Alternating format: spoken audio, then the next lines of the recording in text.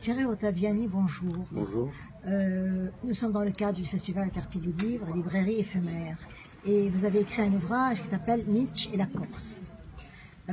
C'est très mystérieux pour moi, j'avoue ne pas l'avoir lu. Qu'est-ce que Nietzsche et la Corse? Alors je parle dans ce livre en fait de la relation entre Nietzsche et la Corse, bien entendu. Et il s'agit en fait de ce désir, de cette obsession que Nietzsche a d'aller en Corse. Pendant 8 ans, il est vraiment fasciné par cette île, jusqu'à ce qu'il sombre dans la folie. Et en fait, il a vraiment le désir d'aller vivre en Corse, et pas n'importe où, à Corte, qui est la ville, selon lui, des grandes conceptions.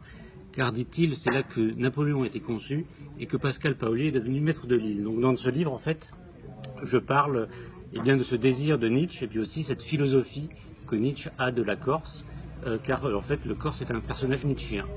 Car si Nietzsche voulait aller habiter en Corse, c'est parce qu'en fait il pensait qu'il avait besoin de se fortifier pour écrire un livre sur la volonté de puissance. Car il y avait toute une théorie de la force en fait chez Nietzsche, et en fait il avait besoin d'aller en Corse pour se fortifier, rencontrer des Corses, parce qu'il pensait que là-bas il allait trouver en fait des âmes qui allaient lui permettre et l'encourager à écrire ce livre sur la volonté de puissance. Et il a trouvé ça? Alors Nietzsche n'est jamais allé en Corse. Oui, justement. Alors là, on spoil un peu le livre. C'est pour ça, si je veux... Mais il faut savoir qu'en fait, c'était un désir profond d'aller dans cette île, qui naît en 1880 et jusqu'en 1888, au moment en fait, où il sombre dans la folie. Et en fait, ce désir, il naît par des lectures qu'il a d'auteurs comme Grégorius, et aussi d'anecdotes qu'il récupère dans ce livre, notamment sur Mariana Pozzo-di-Borgo. Voilà. Donc, oui. Non, allez-y.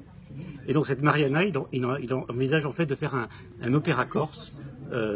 Il appelle son ami Peter Gast à faire un opéra sur cette histoire qui le fascine.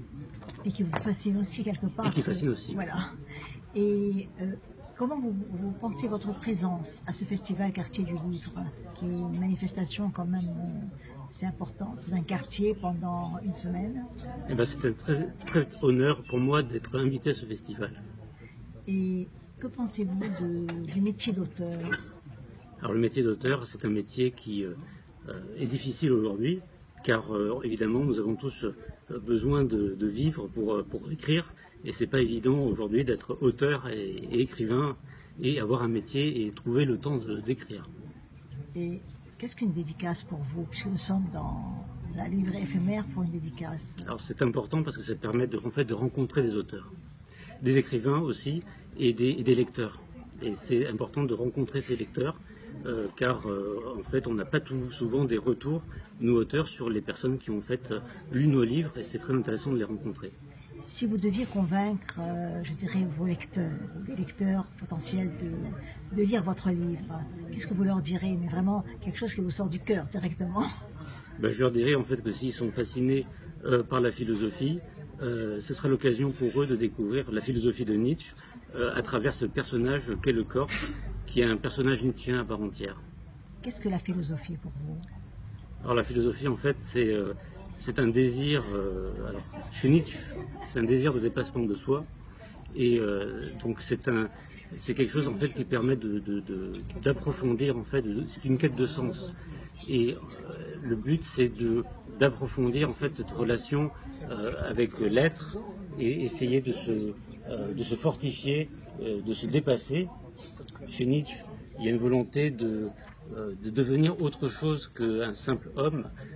Il y a cette image du fil, l'homme est sur une corde tendue entre la bête et le surhomme, et en fait le but c'est de tendre vers ce qui est de mieux pour l'homme, donc faire tendre vers le surhomme, mais évidemment c'est un bien qui est presque inaccessible, et donc tout le travail en fait c'est ce courage qui consiste à affronter le devenir pour devenir quelqu'un de supérieur. Et ça suppose aussi de faire des renoncements, et toute l'œuvre de Nietzsche montre que c'est une œuvre de renoncement et de dépassement de soi. Et on voit en fait que les Corses sont ceux qui osent affronter l'avenir, et par la vendetta, Nietzsche prend l'exemple de la vendetta, c'est très important qu'on puisse se confronter à l'autre pour pouvoir prouver son honneur, et c'est cette force en fait qui intéresse beaucoup Nietzsche chez les hommes, et qui est pour lui une force qui est la volonté de puissance. Je crois que vous allez très bien plaider, entre guillemets, pour votre livre. Merci bien. Et j'espère que vous aurez beaucoup de lecteurs aussi. Un grand merci. Merci Nous beaucoup. étions dans le cadre du festival Quartier du Livre, librairie éphémère Jeanne Orléans. Merci beaucoup.